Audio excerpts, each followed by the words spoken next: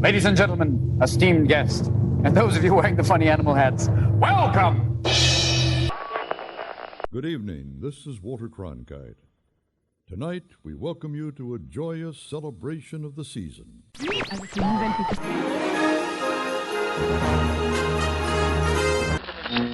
On second thought, I just remembered how much I hate space travel. You have a nice trip, though, Artu. Attention, please. WDW Radio, your information station. Welcome to the WDW Radio Show, your Walt Disney World information station. I'm your host, Lou Mangello, and thank you for tuning in once again. This is show number 44 for the week of December 9th, 2007. With this week being Mousefest, the annual gathering of Disney fans from around the world in Walt Disney World, I have to record the show early this week, so there won't be any news or rumors. But to celebrate the holiday season, I'm going to welcome back Tim Foster from GuideToTheMagic.com to discuss our top 10 favorite Christmas moments in Walt Disney World as we explore some of the places and ways to spend the holidays in and around the parks and resorts. This is also a great opportunity to answer a number of your emails, so Jeff Pepper is going to join me to answer questions about everything from Epcot Vibe to The Making of Me, the Steel Drum Band in Adventureland, the Discovery River Taxi, Disney's Animal Kingdom, and many more. So sit back, relax, and enjoy this week's episode of the WDW Radio Show.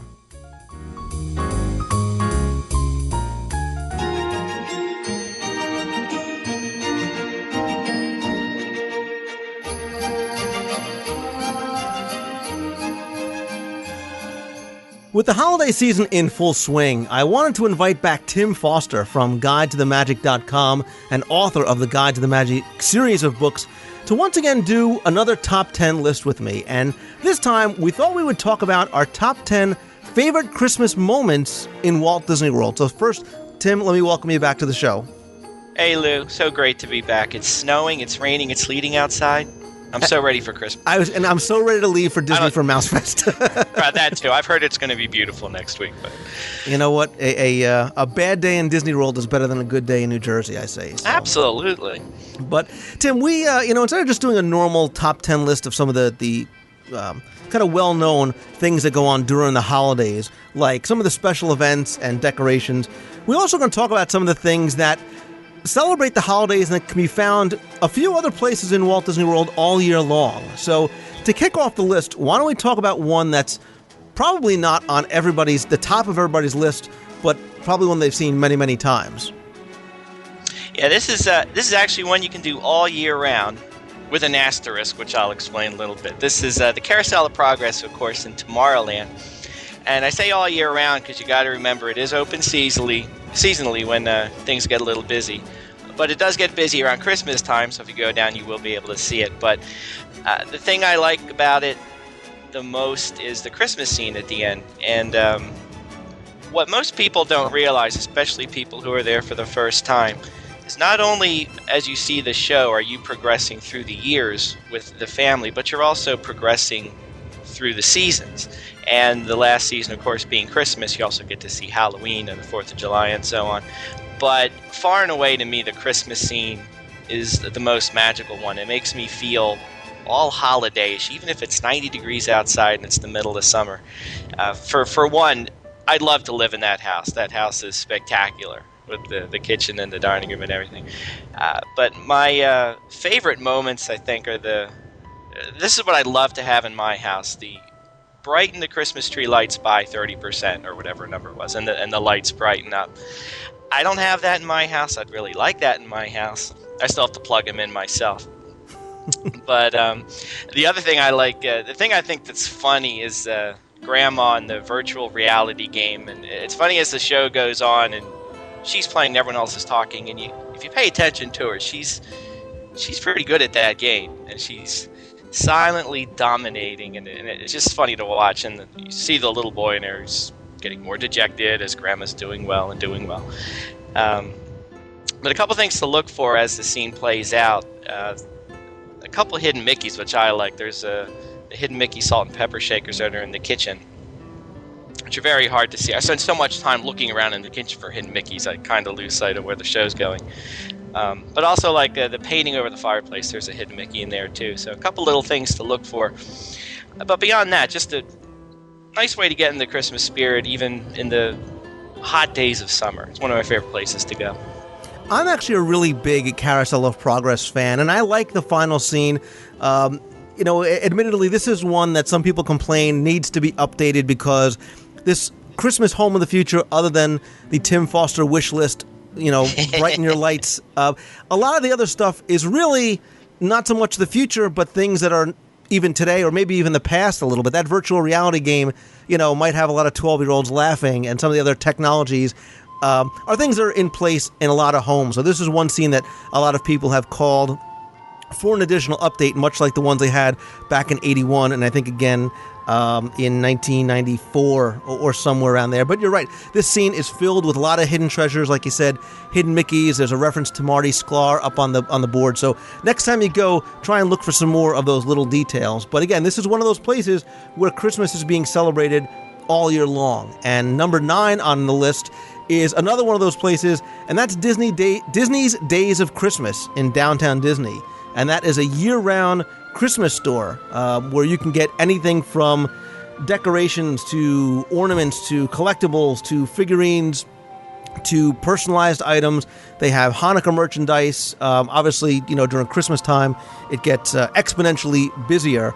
But it's a great store. It compares to what used to be maybe in the Magic Kingdom on Main Street on a much, much grander scale because they have just about anything you could think of there. They have a lot of theme park specific items, and even like I said, during the holidays, it's even ramped up more because you're really in the season and there's so much else going on in downtown Disney, like Festival of the Seasons, and the window shopping down there is even better. You can meet Santa Claus. There's also choirs performing on the dock stage. There's dance parties. There's a lot of things going on, but even any time of year, even when it's 120 degrees out with 95% humidity, Disney's Days of Christmas is one of those great stores in Walt Disney World, especially if you're really into the Christmas season.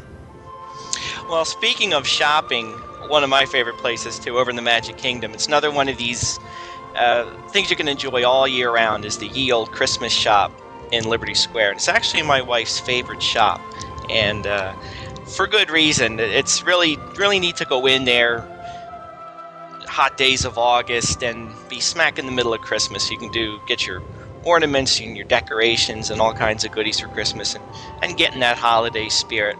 It's also a lot of fun at Christmas time, by the way. We keep talking about doing these in the summer, but they're especially fun this time of year. And the thing I find interesting with the Old Christmas Shop is that there's actually 3 stores in there, depending on how you count them, being the music teacher's shop, the wood carver's shop, and the home of the Pennsylvania German family, which is named Keppel, which, as everybody knows, is the name of Walt Disney's grandfather. Me living in Pennsylvania, I have a special spot in my heart for that part. But again, one of my wife's favorite places, one of my favorite places, and a great place to visit any time of year.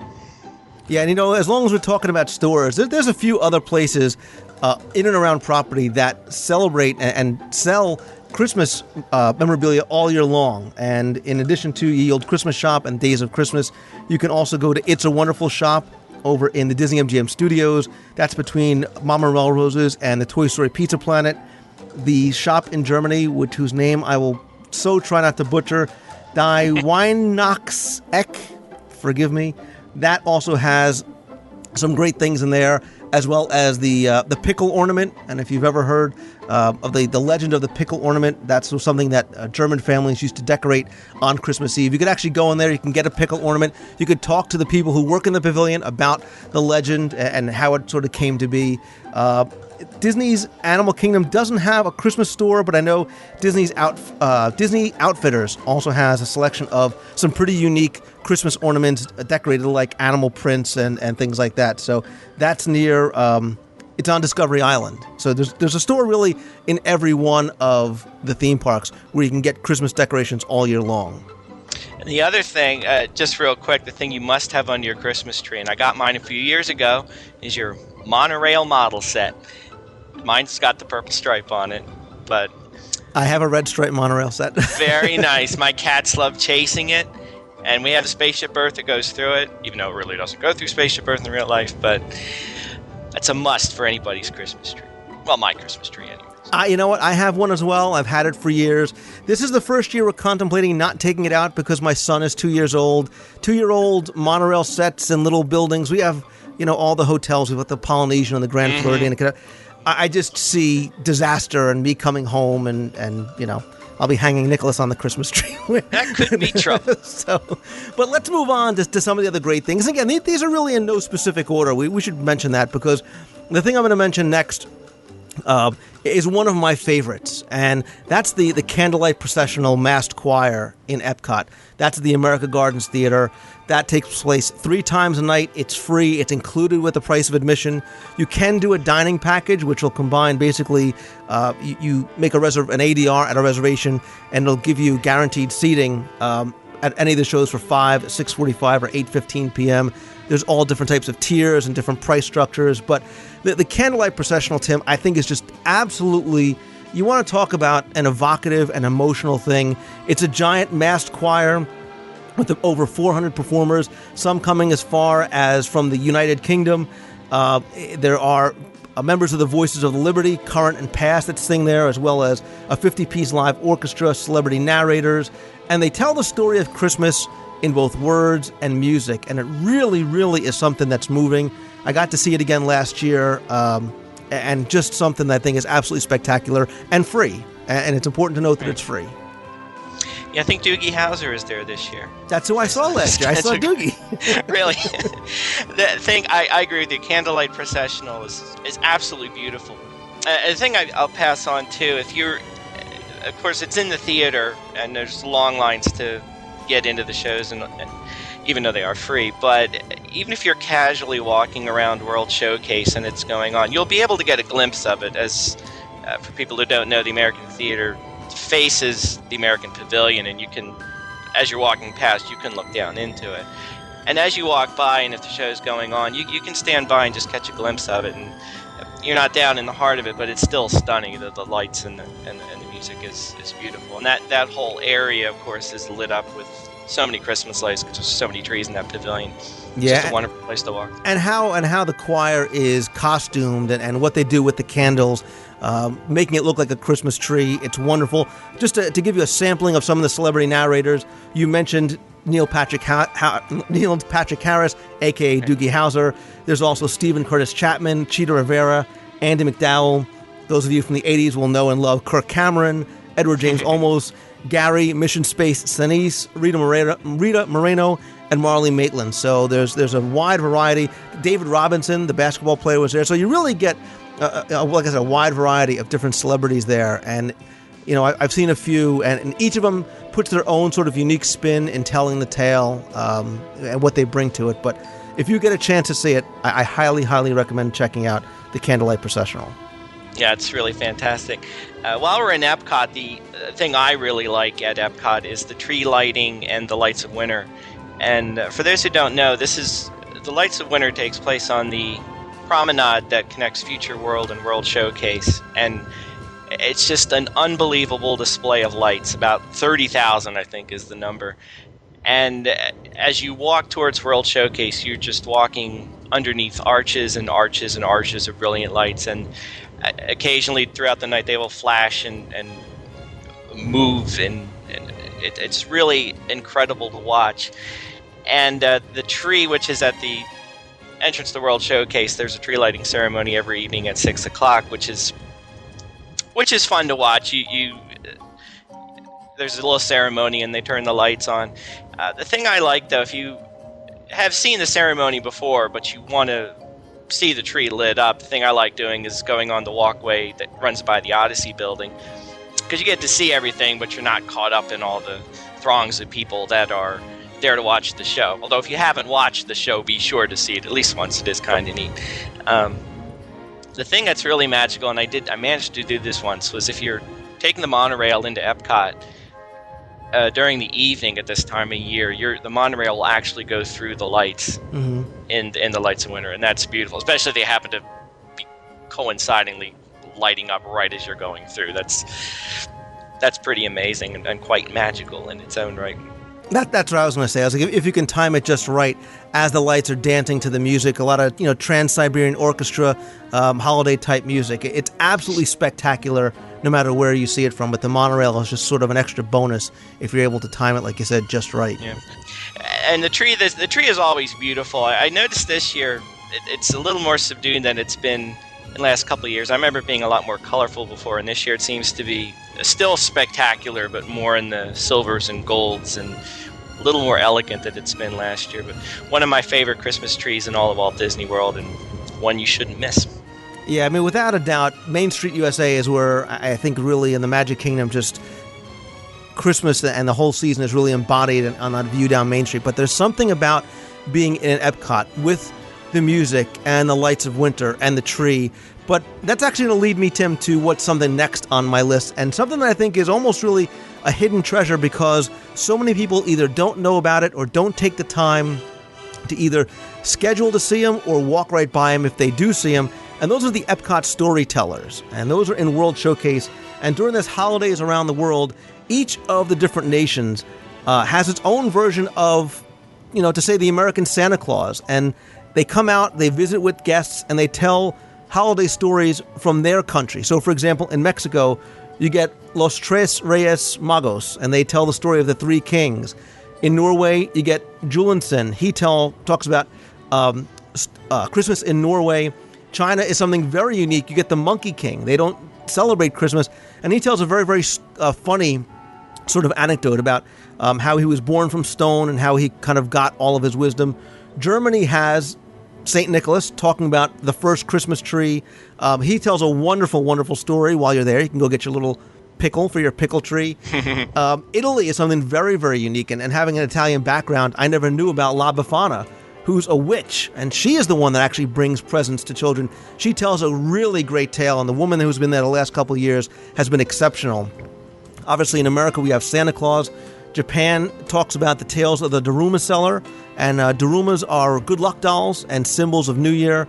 Morocco talks about tales of the Taj, and there's a drummer who kind of explains about this feast of Ashura. And again, something very unique you're not going to be able to catch anywhere else. France has Père Noël, United Kingdom has Father Christmas, and Canada, you actually have an elf talking about Santa Claus because, Canada is obviously home to the North Pole, so who better to tell the story? I think, like I said, they're wonderful. They play multiple times throughout the day and night. Definitely something to take the time and either make it a point to go and see or pick a couple out and see if you could time it just right. You can get your times guide when you get to the park to find out exactly when they'll be there. And you can even talk to these performers and ask them questions. And it's great for adults and kids. Again, it's free. I like to point that out because things like the Christmas party are an extra ticketed event, but this is something free. And just really, really a nice thing to do during the holidays in Epcot. Yeah, I think the United Kingdom one was my favorite one. But they're all wonderful. While we're in Epcot, I think probably my all-time favorite holiday moment down there is the holiday ending to Illuminations, which, of course, in its own right is spectacular and always, I will say, brings a tear to my eye. But the ending that is added during the holiday season is nothing compared to what came before it. It's absolutely spectacular. Yeah, and the narration by Walter Cronkite is exceptional. And like I said, the music and the fireworks, the amount of shells that they launch in that little 7 or 8 minute tag is equal, if not greater, than what they launch throughout the rest of Illuminations. So you can only imagine, if you haven't seen it, pictures and videos online just won't do it justice. And that actually, I'm going to quickly segue to something else that maybe you've seen online but haven't had a chance to see in person that I think pictures and videos certainly don't do it justice, and that's the brand new Cinderella Castle Dreamlights. That's a show that takes place every night, not just during Mickey's Very Merry Christmas Party. I need to be clear, you don't have to go to the Christmas party to see it. It's at 5:45 on the Castle forecourt stage. It's a little 7-minute show with the Fab Five and Cinderella and the Fairy Godmother, and I won't ruin the story for you, but what they've done is they've covered Cinderella Castle in 200,000 bright white LEDs and 500 strobes. And the display that it gets put on to make it look like the castle has been covered in ice and covered in crystal is just spectacular. I've always been a purist about putting things on the castle, and I didn't like what they did with the castle cake. I thought it was blasphemous when Stitch toilet papered the cake. I was okay with the gold decorations, but I think this is just beautiful. And that view down Main Street as you walking in or walking out, and you see this castle lit up, and the holiday decorations and the music. You want to talk about something that's breathtaking.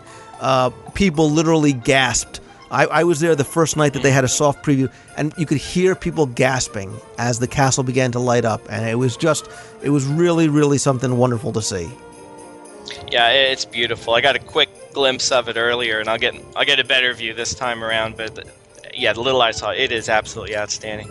I can't believe you didn't like the birthday cake. I love the birthday cake, but I have bad memories of the birthday cake, but that's another story for another day. Maybe it was the Pepto-Bismol pink that you didn't care for.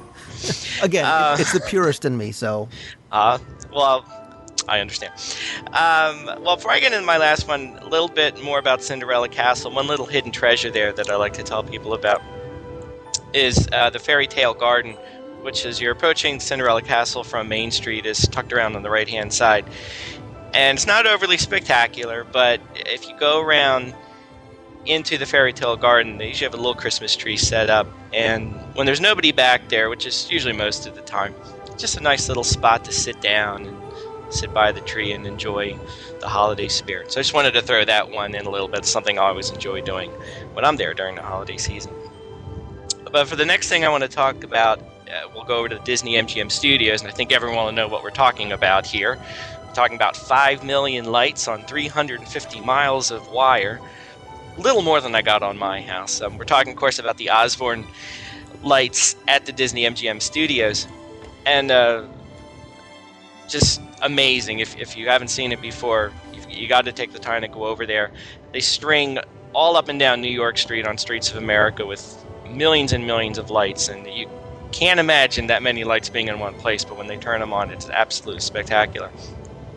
And of course, the other thing that's really neat there, just like they do at the Very Merry Christmas Party, is actually make it snow, which is surprising when it's 80 degrees outside. It's very, very nice. And the one tip I like to tell people, this is the way I did the first time I saw it, and actually I got kind of lucky I did it this way. But if you're going to go see the Osborne family lights, especially as it gets closer to Christmas, it's getting a little more crowded, be at Disney MGM Studios during the day. If not the whole day, go early in the afternoon. And find yourself on the Streets of America before everything gets going. And kind of wander around, and you'll be there for the countdown, and the lights will go on. Wander around, enjoy it, have a great time. Because I did that one year, and as I then left the MGM Studios, the line of people to come in to see the Osborne family lights, which is the reason they were coming that night, was unbelievable. So if you want to avoid getting in that long line and getting herded through the maze to go see the lights, just be sure to get there early and get your spot and take your time and enjoy the park and then enjoy the lights. I think you'll have a great time. But if you do go Christmas, this is definitely a must-see. Things you have to do. It's absolutely spectacular. I agree. And I think they're fun, and I think they're beautiful, especially as you get farther down the street by the Angels. Over the last couple of years, it's changed because now they're the Osborne family spectacle of dancing lights, and they dance to music at certain intervals throughout the night, again with music like from Trans-Siberian Orchestra. And if you think the lights themselves, the millions of lights themselves are impressive, just wait till you see them start dancing to the music, because again, it's that kind of jaw-dropping, people applauding when it's over kind of thing. And again, it's free. You talk about 80 degrees. I remember a couple years ago, people wearing hats and mittens and scarves and drinking hot chocolate because it can get kind of chilly in Florida sometimes at night. And I think that almost adds to it because you really kind of get that sense that it really is Christmas time. And just one of those real spectacular decorations that Disney does at MGM. It's nice if it is a little chilly. Actually, that reminds me, I wanted to offer up an illuminations tip if I could, going back there. I was there when it was cold, and it can dip down a little bit in December. I think it must have gotten down the 40s and a little nippy.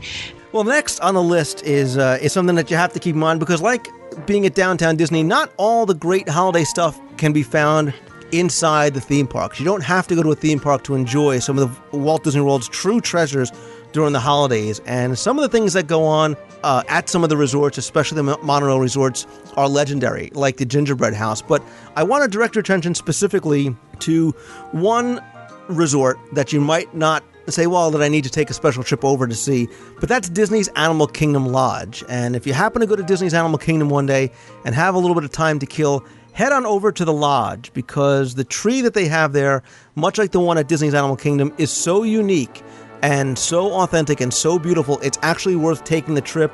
If you go over to Boma, they also have this little miniature African village, which is, believe it or not, entirely edible. It's all made out of candies and pretzels and chocolates and things like that, as well as gingerbread.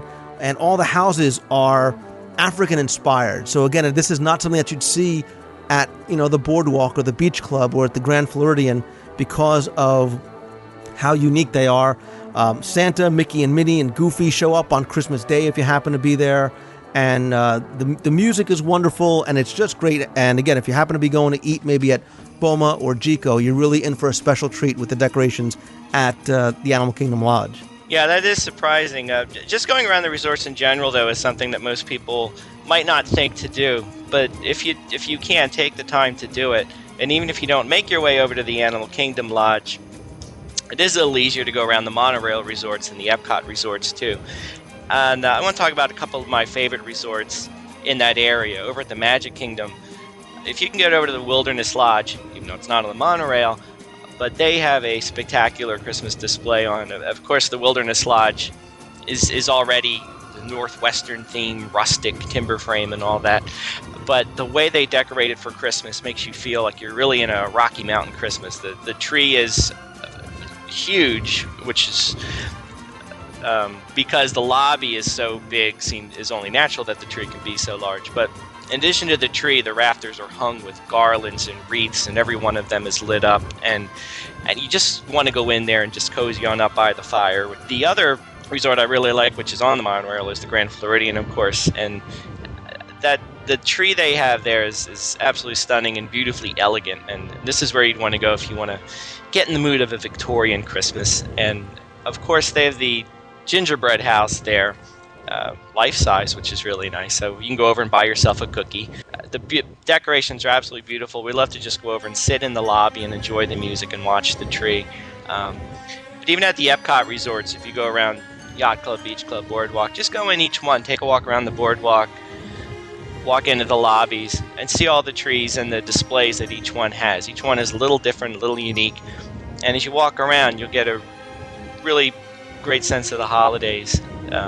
It's just a wonderful thing to do. And most people don't take the time to do it, but if you can, go ahead and take a walk. You'll be glad that you did.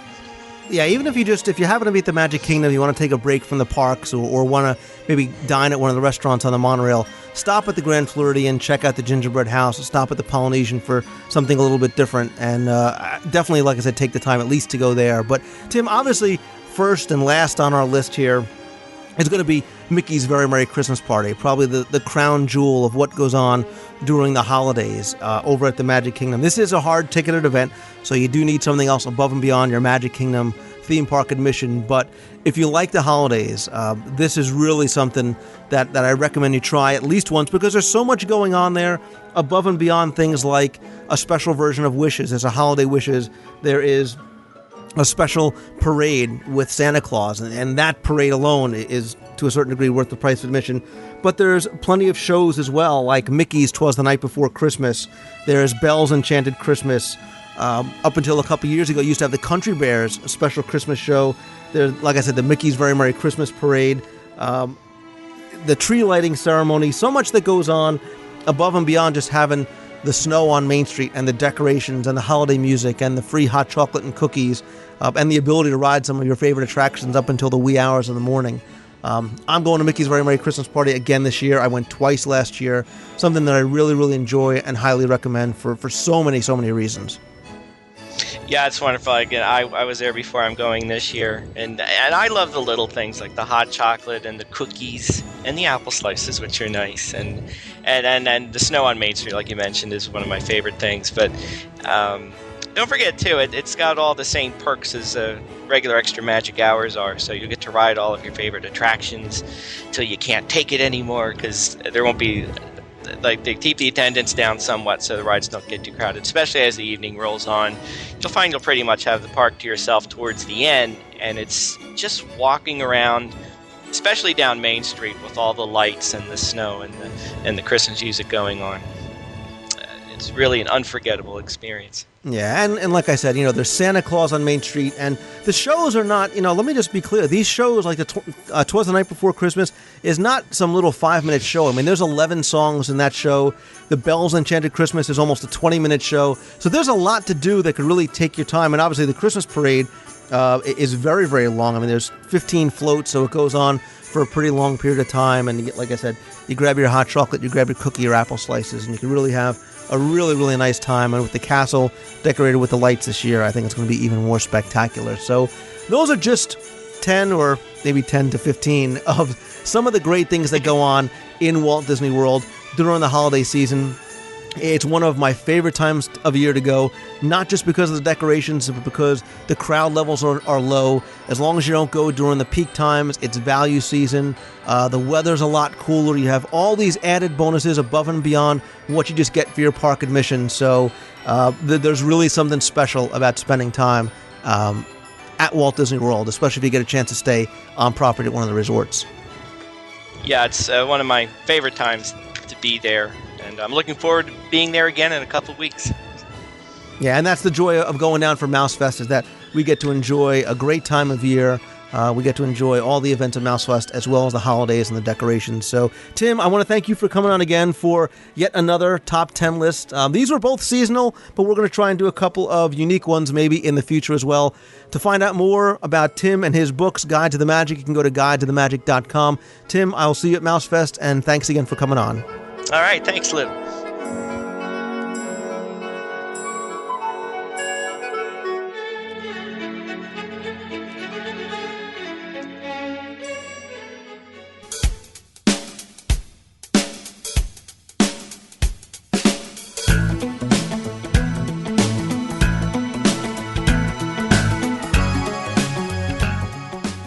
Since we don't have any news or rumors this week because of when I have to record and produce the show, I thought it would be a great opportunity to get through a bunch of emails. So I wanted to bring on a guest to join me in order to answer some of them. You know him as Cody's father, or Dream Boy, or the president of his own fan club, and he is, of course, Jeff Pepper from 2719hyperion.com. You're choking me up with that introduction. That's really. I thought you'd be moved. I thought you'd be. So, Jeff, it's been a couple of weeks. We just, with everything that's been going on, we haven't had a chance to do any DSIs or things like that. So I figured it'll be a great time for you to come on. Maybe we'll get through some pretty interesting emails tonight. Yeah, let's do it. All right, let's get through. We got a lot to get through. The first one comes from Carlos. He says, Lou, I'm a long-time listener, first-time emailer. First off, I love your show. I think you put on a professional, top-notch podcast, and I look forward to downloading the latest episode every Sunday. My question is this. Way back when the Disney MGM Studios was still a working animation studio, there used to be this movie shown at the end of the tour. I don't mean the one at the beginning with Robin Williams and Walter Cronkite. There was a movie finale, much like The Great Movie Ride, in where it was a montage of Disney animated classics. I remember that in the very beginning, it showed all the characters entering the movie theater, intermixed with live-action people. There was even a part in the beginning where Mickey asked the patron in front of him if he could move over a bit. That patron stands up and turns around, revealing that it's the demon from Fantasia. He starts to get all bent out of shape, opening his wings when all of a sudden, Michael Eisner appears and orders him to sit down. Then the demon turns all sweet and apologizes, saying it'll never happen again. Is any of this ringing a bell? I mention this to people and they think I'm on heavy drugs, or that my obsession with Disney has finally gotten the better of me. Please, Lou, tell me you know of this movie. Carlos, I was trying to think back when I was reading this email to a movie finale. Jeff, does this ring a bell to you at all? Carlos, I think I know what you're talking about. That was actually, you're remembering the film correctly. It was a film that featured all the characters, and there was the interchange between Mike Eisner and Chernabog. But it was actually at the end of the studio tour, and not in the magic of animation. It was the final portion or attraction portion of the walking tour, where you went into a theater at the very end, and I believe they had that introduction that you speak of that had all the characters in it, and then I believe, Lou, if you can back me up on this, or if you're remembering the same way as I am, they showed you like previews of coming attractions of upcoming Disney films. Right, and it's actually the same theater that you occupy now for Walt Disney One Man's Dream. And what I also remember about it was the scene with Mickey Mouse wearing the Michael Eisner watch. Yeah, in fact, now you're jogging my memory because it starts off in the office, and Mickey jumps up on the desk and is talking to them, and then they kind of say, let's go to the theater or whatever, and they head out of the office, and that's where all they're sort of whistling and yelling for everybody to catch up, and they're all kind of pouring out of hallways and offices to head into the screening room. And there was a combination of cartoon animation and live action people in costume in that. Yeah, this is when the backstage studio tour was, a really long experience. More than an hour to do the whole thing because there was so many different pieces to it. There was the tram tour and the walking tour, and there was this film. There was The Lottery, the film with Bette Midler that you saw right before this as well. Again, this is also, way back when the studio was a really working studio. So, yeah, like you said, Jeff, he's got the right film, just wrong place. The animation studio tour was something different, not part of the backstage tour. Yeah, we need to, at some point, do a Wayback Machine on kind of walking everybody through the tour, because it had a lot of different components and all the different actors and actresses at the time, and George Lucas, Mel Gibson, Pee Wee Herman were all in different parts of that, so it would make for a good segment. Yeah, I remember Mel Brooks and Eddie Murphy and Francis Ford Coppola. So yeah, you're right. We can spend a good 3-4 hours probably talking about that at a Wayback. So talking about an hour and a half tour. Exactly. All right, let's go on to the next email. This says, my husband, kids, and I love to listen to your podcast on our long drives to visit family. My husband and I were so inspired after listening to you talk about the Disney Half Marathon that we've begun training as well. Please come visit me at Celebration Hospital. My question regards the Epcot Vibe, the a cappella singing group that sang in the American Pavilion. One of my favorite must-see activities was catching a few of their concerts when we visited. One of my most magical Walt Disney World moments was listening to the Liberty Singers sing God Bless America when the chorus began. The Epcot Vibe singers were in a circle one level above us, and they came in the most beautiful harmonies. I just love listening to them. Any word on why Disney chose not to continue? Any word on a similar group coming to the American Adventure anytime? Thanks so much for the show. It helps keep our Disney fanaticism going when we aren't visiting. That comes from Ann Elise from Record, New Hampshire. For those of you who don't remember, Epcot Vibe was a 9-member a cappella group, somewhat like the Voices of Liberty, but they also had this upright bass, and they performed really more pop American music, and they actually used to sell a CD. They still might sell it over at the store over at the American Pavilion in World Showcase. They haven't been there for really, Jeff, a number of years, and I don't know why. I have to just assume that the contract expired and was just never renewed. What time frame was that, Lou? Because I'll be honest with you, I never actually had the pleasure of seeing them. I think they stopped probably maybe 4 or 5 years ago. So it was after 2000. What I'll do is I'll put links up in the show notes to some photos you can find and a couple of websites where maybe you can find out some more information about Epcot Vibe. And again, if you like them, I still think that you can actually order the CDs. They're probably still available on Amazon.com. I assume the group is still together, just not performing in Walt Disney World. So the next email comes from Christine in Elgin, Illinois, who said, Lou, I guess my parents never wanted the awkward experience of taking me to the Making of Me because I didn't even know it existed until recently. I haven't been to the pavilion in a long time because it's always closed when I'm there, so that's probably part of it.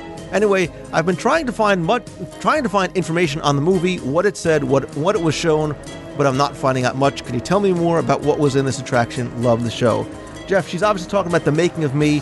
That was the film that opened in 1989 that was shown over at the Wonders of Life Pavilion that starred Martin Short. And very unique to a Disney theme park, it actually explored the topic of human reproduction and birth in relatively sensitive but somewhat explicit ways. Yeah, and I'm afraid that's about all we can really say about it. What's the next email? Well, I said it was family-friendly podcast, but we can talk about the show a little bit because the one thing Disney did very, very well is that they were very sensitive in their portrayal of this process. They actually really focused more on things like romance and marriage as opposed to the physical aspects of reproduction and childbirth, although they did show footage of actually the birth process, obviously not in too graphic a detail. But Disney was also very cautious. They wanted you, before you went in, to make sure that you used, your own discretion in deciding whether your family, depending how old they were, was able to go and see it. But it was actually a pretty neat little film, and I was very impressed at how well they put it together. Yeah, I think part of the disadvantage with it is that it was 10 minutes long, but the theater only held about 100 people, and it wasn't something you just did a lot because you had to wait. There was typically sometimes a longer wait for that than the other attractions in the Wonders of Life Pavilion, just because of that turnaround time. So I think it's not real memorable to a lot of folks because they just didn't do it a whole lot. Yeah, and it's not one of those things that you look at the map as you're walking through and say, oh, God, we have to go do The Making of Me, like you would see, with maybe like even the Country Bears or another show like that. But here's a quick trivia question for you. There was a cool reference to a Disney live-action film in that movie. Do you remember what it was? I remember there was, and I'm drawing a total blank on remembering what it was, though. There may be more than one, but the one I was thinking of was 20,000 Leagues Under the Sea, and that's the movie that Martin Short's parents went to go see. Right. Now I do remember that. So let's go to the next email. This one is very interesting. It says, somewhere along the way, my wife and I have picked up on a story or rumor that a few years ago, Disney included a question in one of their surveys to gauge interest in a cemetery on Walt Disney World property. Have you ever heard of this? This topic came up the other day, and my wife and I were like, well, yeah, that would be awesome. Thanks for the great podcast. That comes from David in Memphis, Tennessee. I have never heard of that before. Maybe it came up because of the recent discussion about the rumors of people sprinkling ashes and things like that. I just, with all the denominational issues, and I know, for certain religions, land for a cemetery has to be designated as, a burial ground or must be consecrated ground. And I'm not sure that Disney would even, consider going down that road. Smells like urban legend to me. Although, sign me up, because if I, if I can't be sprinkled there, might as well, give the family a reason to come down and visit. So, I haven't heard anything about a cemetery, but I hear there are cryogenic chambers under Cinderella's castle. Just one, a single one. Just one right now. Yeah. All right, next one comes from Brenda McIntyre, who said, "Hey Lou, I'm just wondering if you know why they took out the riverboat ride out of Disney's Animal Kingdom. Thanks. I'm looking forward to the show tomorrow." Well, Brenda, you are probably talking about the old Discovery River taxis. I don't know if you remember these, Jeff. They were there from about June of 98, and were not there for very long. It was a kind of a round-trip tour to and from the Safari Village. And it kind of just gave you, wasn't really anything more than sort of just a circular tour of the park. Wasn't really a mode of transportation to get you, to the other side, to Asia or to Africa or something like that. Yeah, and help me out with this, because I've always been a little bit confused when I've been trying to track this information down, because it's kind of just very disjointed trying to find out exactly what happened on that boat ride, because we weren't able to do it. And am I correct in that the dinosaur figure that is now in front of, or there was a dinosaur animatronic in the river as part of it? There's the dragon type stone rock formation that supposedly had audio smoke kind of effects associated with it. And then on top of everything else, at one point it was the Radio Disney riverboat ride, was it not? Yeah, it had a very short life, but had like 25 different names, because it closed, it opened in June and then it closed in September, and it reopened as the Discovery River taxis. That closed, and in 1999 it reopened again as the Radio Disney River Cruise, thinking that if they put a DJ on board, that might make this round trip more appealing. That didn't work, and again, it closed later on that year. But the dragon that you're talking about, or the Cave of the Dragon, if you're walking over the bridge into Africa, and if you look, if you walk by the Dawa Bar, you get a kind of a good look. Yeah. Across the river, there's what looks like scorched rocks, and that's where this animatronic dragon was supposed to pop out. I don't think they ever got that far, other than to go beyond getting some smoke to maybe come out, and just sort of having some mist sort of coming out of there. Obviously, a reference to the quote-unquote upcoming Beastly Kingdom land, which we all know has never seen the light of day. But for a variety of reasons, that boat ride was never popular. Maybe had they put another destination on the river somewhere, And given it, some sort of mode of transportation, that would have been somewhat more appealing to guests. But there was only one dock, and it was a long wait, obviously. And then once you're on, you're on. I mean, you can't get off anywhere else. Yeah. You've got to stay on the boat. So I'd love to see it come back. You can still see the boats. They do travel around, but now they just have characters on them, just sort of waving to you. They play music, and they wave to you on the shores. The boats are there. The docks are there. Clearly, there's an attraction waiting to happen there. They just need to find the right mix of, whatever they can do with it to make it work. Yeah, they do. That feeds out onto the water area that kind of looks upon Everest. That's near the barbecue restaurant. And if you go down to some of the seating areas, that's where you'll very, very frequently see the characters on the boat going by. And there was actually a rumor last year that they were going to use these boats and make like a floating character meal out of it. And again, that's one that was relatively short-lived. I guess maybe it might just be wishful thinking, or when they saw the characters on there, you would get your food and go on this cruise, which, might make sense. Obviously, they couldn't cook on there, but if they served you food on the cruise. But again, you're locked into this long round-trip thing, and maybe that's part of the problem. So, next email comes from Dwayne, who says, I'm a new listener and first-time emailer to the show. In the last show, someone wrote in about the Odyssey restaurant. I agree that they should reopen it, but it brings to mind another extinct Walt Disney World restaurant. I wish they would reopen the Adventureland Veranda. It was a favorite of mine before the Odyssey or Epcot Center existed. I love the teriyaki burger. Occasionally, I make my own at home, but can't get it quite right. There was a burger available at Backyard Burgers restaurants that's pretty close, but not quite right. So the theming of the Adventureland Veranda also totally worked for me, and it seemed to be a bit quieter than the other Magic Kingdom restaurants. What are your thoughts? As for your show, I was instantly hooked. I thought my attention to Disney details was pretty good, but you guys are amazing. I heard about things I've never heard before. I'll be a regular listener from now on. Keep up the great work. And again, that's from Dwayne. We talked about the rumors about the Adventureland restaurant, Veranda restaurant, possibly reopening as a pirate-themed restaurant. There were rumors floating out with the name of it being called Tortuga or Tortugas. I know that it has been reopened, Jeff, at least to a certain degree, for a Jack Sparrow character meet and greets during the Pirate and Princess party, but that's really about it. Yeah, we've had some covert operatives going behind the scenes and trying to sneak us pictures and things like that. And it's interesting because it's not really being used for anything, according to what we're being told. And I kind of find it interesting because it's really, when the park gets really, really crowded, and you're knee deep in people in some of the other counter service venues, I'm kind of surprised that they couldn't make it work.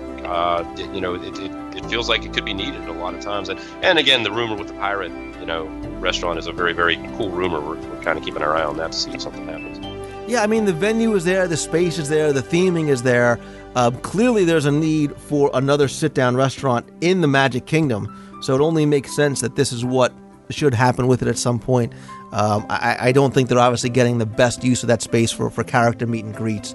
But it'll be interesting to see, what, if anything, happens to it. So like I said, we'll definitely be keeping an eye on that. Next email comes from Laura Johnson from Rochester, Minnesota, who said, Lou, still loving the show and trying to catch up from the busy summer months of chasing a 2-year-old around before our family's annual trip this year. As I plan with my sister-in-law, I scare myself how much I know about Walt Disney World due to the news and views and rumor mill and the rest of the podcast. There's so much I can't wait to see that you and your guests have covered on the show. Things I've always gone past, being a thrill ride junkie, like the Hall of Presidents, that I now have to see. So here's my question, and forgive me if it's been answered in one of your books, which I'm a proud owner of. If that's the case, just send me in the right direction. I've often wondered if there are rules about the number of Mickeys on property at any one time. I would imagine that Disney would be very careful not to allow the magic to be broken if a child, or adult, were faced with the puzzlement if faced with 2 Mickeys. Do you know if there are any such rules, or do you have any insight as to how they orchestrate Mickey's appearances? I know there are scheduled meet and greets, but with parades and shows every day at each park, I can't imagine that there's only one friend of Mickey each day. What's she talking about, Lou? There's only one Mickey. Well, that's the thing, Laura.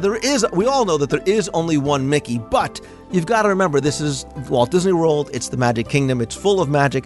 So there is only one Mickey that can appear at one time, especially in each theme park. But Mickey is very fast, and Mickey can very easily get from his meet and greets in Toontown over to the parade over to other locations in and around property. But I can guarantee you will never, ever see two Mickeys anywhere at the same time. And even if you see him in MGM Studios and then hot-footed over to the Magic Kingdom, chances are he'll be beating you there. So, next email comes from Doug, and he says, Lou, I was wondering what you think is the best moderate resort to stay at during the Christmas season as far as theme, decorations, and activities. Thanks and love the show. Jeff, I'm going to let you go first because I have a hands-down favorite. I would have to go with Port Orleans Riverside. Or not Port Orleans River, Port Orleans. Sorry. I assume you mean French Quarter. French Quarter, thank you. God, I hate middle age. Yeah, that's exactly what I was going to say. And we didn't even compare, we didn't go through these emails beforehand. But without a doubt, I love French Quarter just any time of year. And during the Christmas season, I like it even more. I think the decorations are very, very well done. The resort is very small. It's very intimate. The decorations are not over the top. If you're looking for things like sit-down restaurants, whatnot, you're not going to get that there, and that's probably the only drawback to French Quarter. But it's a very short walk over to boat rides over at Riverside, and I just think French Quarter is far and away, in my opinion, the best of the moderate resorts. I agree. Next email is from Deb from Michigan, who says, Lou, I was thinking about 1900 Park Fair today. That's over at the Grand Floridian. That's one of the restaurants there. And it struck me that I have no idea where that name comes from. And I know it must relate to something. Disney never just randomly picks out a name for something. Does it relate to Mary Poppins? Looking forward to the answer. Thanks, Deb. Deb, like you, Jeff, maybe you have some help. I have no idea what 1900 Park Fair relates to, and my first thought was Mary Poppins, but I've never been able to find any correlation between the two. Yeah, the closest I was able to come, and basically I went in a sort of a non-Disney direction in terms of the Grand Floridian being based very much on the sort of the tourist expansion into Florida at the turn of the century, and when Flagler, sort of the millionaire tycoon, started building in southern Florida and very much built resorts that the Grand Floridian was ultimately based off of architecturally and thematically and everything like that. And that's the closest I could get, because that period of growth, that period of hotel building kind of took place around 1900, late 1890s, heading into the first part of the 20th century. That's the closest I can get to any kind of connection. So if any of our listeners out there have a clue or have any more insight into us, that definitely, let us know. The only, and I'm thinking out loud, the only possible correlation I could think of is there is a band organ that sat above the floor called Big Bertha, and that was built in Paris probably about 100 years ago, possibly maybe in 1900 or in the early 1900s. Maybe it was located, maybe they took it from someplace that was located at 1900 Park Avenue. Again, I'm completely speculating, but it did play music from Mary Poppins, so that's why, again, I thought that there would be some sort of connection there. But again, like you said, if anybody knows, I would love to know the answer to this. And maybe, Jeff, this totally screams research trip to the Grand Floridian, and we can ask some poor unsuspecting college program cast member who just wants to wait the table. Why is this place called 1900 Park Fair? So again, odd looks a-coming. And there's Dave Smith, the spirit of Dave Smith, looking over our shoulder saying, sometimes it doesn't mean anything. Why don't you guys just go there and eat and go to the parks and ride the rides? Okay. Jeff, here's one that I specifically pulled out because it was addressed to you as well. And it says, Lou, several weeks ago, you and Jeff were talking about the words and feelings that go with Epcot and perhaps all the parks. You were struggling to find the right choices, and it got me thinking. I think that perhaps I found the words you two were hunting for, and they are as follows. For the Magic Kingdom, joy. Epcot, hope. Disney MGM Studios, show. And Animal Kingdom, who knows? In the beginning, the Magic Kingdom brought out the child in everyone of every age and tries to continue that to this day with varying results. When Epcot came along, it tried to show the wonder of finding new ways that lead to the promise of brighter days. In a word, hope. The hope for us, the hope for the future. When the Disney MGM Studios came along, it moved further away from emotions, which was the basis for both the Magic Kingdom and for Epcot. Instead of evoking an emotional response, it tried to overwhelm by providing the emotion for you, the show. However, the Animal Kingdom fails to do any of these things. It does not bring out any emotion. It doesn't try to fill the void by providing you with what your response is supposed to be. It does not educate and barely entertains. Unfortunately, don't worry, Jeff, you're going to get your chance. Animal Kingdom is a park without a central, clear purpose. I hope this helps you and Jeff. Perhaps at least it gives some points to ponder. And that's from Larry from Elkton, Maryland. Larry, I disagree. It was funny is he articulated that all very well. But you and I have discussed it many times, and we've actually done a few segments where we very much go against that notion out there that Animal Kingdom is somehow lacking or it doesn't fit the mold. And while I wouldn't use a word that necessarily was an emotion per se, my word that Larry couldn't come up with for Animal Kingdom would be adventure. And that is rooted in where Animal Kingdom has its company roots, and that is when Walt in the 1950s started a new film endeavor, which was the True Life Adventures. And the True Life Adventures was basically Walt taking us out into the world and showing us these places and these creatures and these settings that we really didn't have access to. And he brought them to our doorstep in a very entertaining and sort of edutaining way, as we often use the buzzwords here. And so in that regard, I very much disagree. I think Animal Kingdom doesn't get its due. I love Animal Kingdom. I think Animal Kingdom is one of the best themed, incredibly educational, but at the same time never boring. I think you just have to approach it from a sort of a different mindset. The first couple years that it was there, I had a hard time. I wrestled with it because you're just in a mode with Disney that you're rushing to the e-tickets and you want the thrill rides and you want the sort of fantasy experiences, and that's not what Animal Kingdom delivers, but it delivers something very different, and I really enjoy what it is. It's one of my favorite places in Disney World. Yeah, like you said, Larry, with all due respect, I think you very well articulated your point, and I think for a lot of guests, what you're saying holds true, because that is how they feel, and that's why Animal Kingdom has the unfortunate reputation that it does. But if I was to use a word to describe it, it's one that I think could be used for all the theme parks, but more specifically Animal Kingdom, because here it's more appropriate, and that's discovery. Because that's what all these parks is about, is not just rushing in, riding rides, and seeing shows, grabbing something to eat, and going home. There's so much to explore and discover, and that's what we try and do on the show, and that's what I'm trying to do with, and I'm not trying to shamelessly plug the CDs, but to open your eyes and allow you to take the time and explore all these parks. And people don't take the time to explore all the wonders and the gems that are in Disney MGM Studios, but Disney's Animal Kingdom is just filled. It's a plethora of these things, and the education that you get, that you're not going to get anywhere else, where you can get hands-on with these animals and see up close and personal how the animals are trained and taken care of, and Disney's efforts on the conservation front. You are being educated and you are being entertained, and I see it runs the gamut and the entire demographic of little kids whose eyes are opened and get this new amazement, and adults who are taught about things that maybe they never had an opportunity to see before at a local zoo or anything like that. So I think that's what we're trying to do about Animal Kingdom specifically, is show you that it is so much deeper than maybe what you see on the surface when you open up that map and say, well, I only want to see Everest, I only want to see Lion King, and that's it, and it's a half-day park.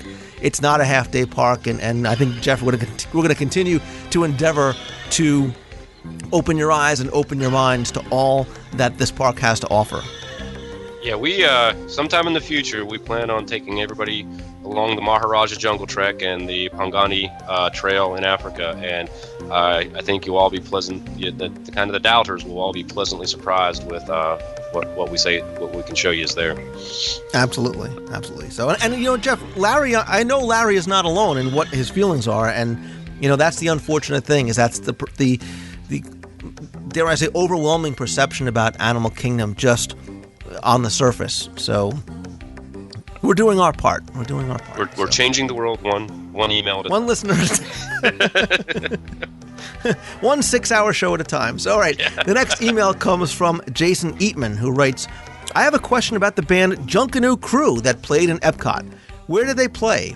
A friend and I were remembering them and couldn't figure out where their style of music would fit into Epcot. We figured they must have been out in the Outpost area in World Showcase. If you have time, could you confirm this? Thanks. And by the way, thanks for your books, website, and podcast. They all make my query for info about Walt Disney World so much easier.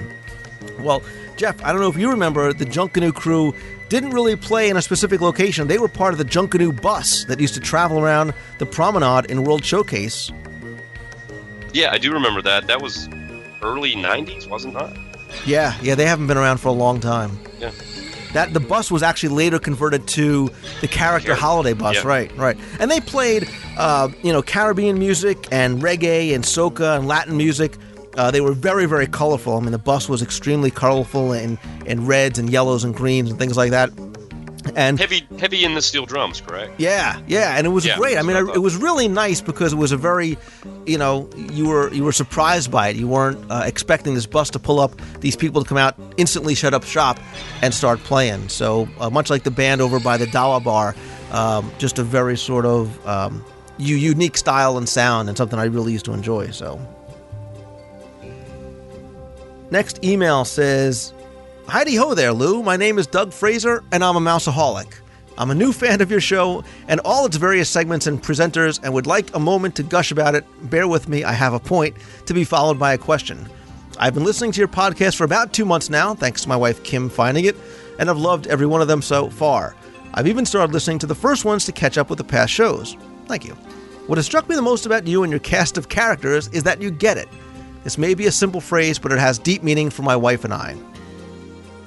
I'll just sort of paraphrase some more of Doug's email. He really seems to like the fact that you, Jeff, and all of us get it, and we all kind of share the same passion. And he really liked what we did with Celebration 25 and Marty Sklar, and how we were able to kind of bring that emotion and magic of the day in. But here's his question: what's the green side of Mission Space like? I say this as someone who has ridden the orange side, loved the takeoff, but felt moderately ill afterwards. I think I was reacting to the weaving motion of the spacecraft. Star Tours really messes with me that way. Can I feel good about trying the alternative ride, or is it another Star Tours? I'd love to look forward to the ride every time I go to Epcot. Keep up the great work. Your pal, Doug Fraser from Marion, Iowa. So, Jeff, let's just clarify first. Mission Space, when it first opened, had a single type of attraction, a single type of ride, wherein it was a centrifuge, and it not only did it tilt and yaw back and forth, but it also obviously spun. In May or so of 2006, Disney gave you an option for a less intense version. So now there's the green team, which is sort of half throttle, and the orange team, which is the full experience. And the green team is much more tame. If you have some motion sickness issues, you won't get that for the most part on the green side, but it's still, you still get that feeling of launching. And we actually had a chance to ride the green side for the first time for me. I guess it was either earlier this year or last year. It was February or May. It was on one of those 2 trips when we met. Yeah, you made fun of me because I said, can we hang a left here instead of a right? And I to fess up to the listeners, I had a minor diagnosis of mild hypertension, so I was a little paranoid. So my family and I, we'd always rode the more intense side, and I really thought, I was surprised because I thought it would be a very different experience, and in fact, it was just basically the G-forces that you feel on Blast Off that really is the biggest difference in the attraction. The simulator rocking and moving as you're going into space and then coming down for your landings are all pretty much intact. I mean, you can speak to it more than I could because you just had that recent experience with it. Yeah, I mean, I love the orange version. I really like getting that full experience, but I understand that some people, by the way, nice of you to play on the sympathies of the listeners, some people can't experience it, and it's great because it gives a much broader demographic the opportunity to experience the attraction. I still think that you get that thrill that you would get with the normal attraction without some of the potential motion sickness issues. So I enjoy both sides. If I had a preference, I would go for the full orange experience, but I think both sides are easily enjoyed by everybody. All right, Jeff, just a couple more to get to before we finish. The next one says, "Hey, Lou, I just want to start off by saying how much my brother and I enjoy your podcast. We live in New York and try to go to Walt Disney World as much as we can, but tuning into your show each week definitely fills the void when we're not there. I was watching some old home movies of previous trips down to Florida, and noticed that there was a steel drum playing in Adventureland outside Pirates of the Caribbean. The last year we went, they were still playing, and that was 1994. Since then, I've always been wondering what happened to them. When did they stop performing in Adventureland? Why did they stop? And when did they start? I really enjoyed how their music fit into the setting and created an authentic Caribbean atmosphere. Thanks for your time and everything you do. Keep on keeping on, Patrick.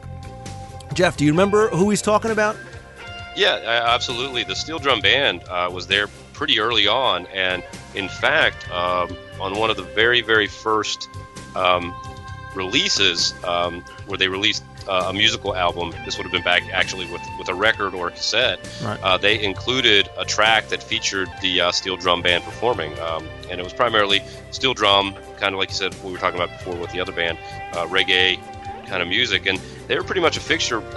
Pretty much they would always set up on that kind of stage area on the opposite side of the entrance to Pirates of the Caribbean. Right, they were called JP and the Silver Stars, and originally they were called the Adventureland Steel Band, and they were from Trinidad. And I remember them, like Patrick, seeing them all the time and really kind of getting that flair, that Caribbean flair, when you went over to Pirates of the Caribbean. And you're right, they were in I actually remember how they had like an adventure, it was called like the Adventureland song or the Adventureland Delight or something on an old official album. And I had, like you, I had it on cassette, and again, kids are going, what's a cassette? But they were like you said, they were performed right across from Pirates of the Caribbean. And I assume maybe it's only within the last maybe 5 to 7 years that they probably stopped playing there. And my memory, again, is always failing me, as I've mentioned a few times on the show today. But I could swear within even the last few years I've seen steel drum performers over there. I could be totally blurring it all together. But, I mean, you don't remember seeing anything recently? I don't remember the last time they were there. I'm going to try and find out some more information specifically about JP and the Silver Stars when they stopped playing. I want to say it was probably around 2002 is when I would estimate. But again, if anybody has any more definitive times, because the trips start kind of all gelling into one another. But I used to love JP and the Silver Stars. So let's get to one more. This comes from Ben in Fayetteville, Arkansas, who says, Lou, I love the show. I used to wait anxiously for a particular Disney newsletter, which shall remain nameless, but since I found your podcast, the newsletter just doesn't really meet my Disney needs anymore. Here's to slowly increasing pixie dust addictions. So here's my question. Somebody told me that the flags that fly over the Magic Kingdom are replaced each and every day. I was wondering what they do with the flags and if they're available for sale. Thanks for answering my question, Ben.